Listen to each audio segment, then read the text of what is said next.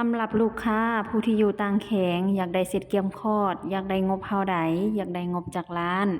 ก็สามารถทักหาแม่ค้าได้เลยเนาะเสร็จนี้ก็ปิดเป็นที่เรียบร้อยแล้วงบ2,147,000กีบทั้งหมดนี้ได้หยังแด่เฮาไปเบิ่งนำกันเลย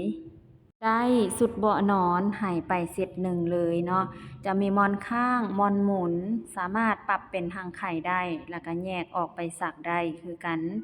มีมุ้งพร้อมตามที่ลูกค้าเห็นนี่เลยรับประกันเนื้อผ้าหนานุ่มดี ได้กระตายใส่เครื่องเกียมคอดจะมีฝาปิดพร้อมใส่เครื่องได้หลาย ได้คอหนีบเครื่องตากผ้าอ้อม ได้ครีมอาบน้ำสระพร้อม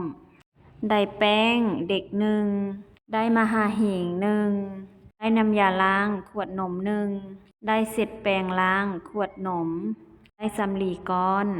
ส่วนตัวนี้ก็จะเป็นผ้าปูเตียงของแม่นอนอยู่กำรับประกันกว้างดี ได้ผ้าอ้อมให้ไป1 โหลจะมี12ผืนขนาด27คูณ27ได้เซ็ตหมวกทงมือทงตีนให้ไป2 เซตเลยเนาะได้สิ้นแม่นุ่งอยู่กำให้ไปผืนหนึ่งได้ผ้าห้องเหี่ยวให้ไป2 ถงเลยเนาะได้แผมเพิดและเกิดให้ไป1 ถง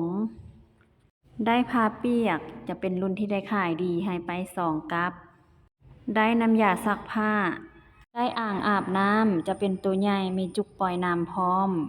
จะมีรูปลายการ์ตูนน่ารักแบบนี้เลยเนาะให้ไป1 หน่วยได้ทงตีนหัวการ์ตูนให้ไป1 คู่ค่ะแม่นได้ตามวิดีโอนี้เลยแม่ท่านใดสนใจสามารถทักถามรายละเอียดได้เพราะว่าแม่ค้าจัดเสร็จทุกมื้อค่ะจะซ้อ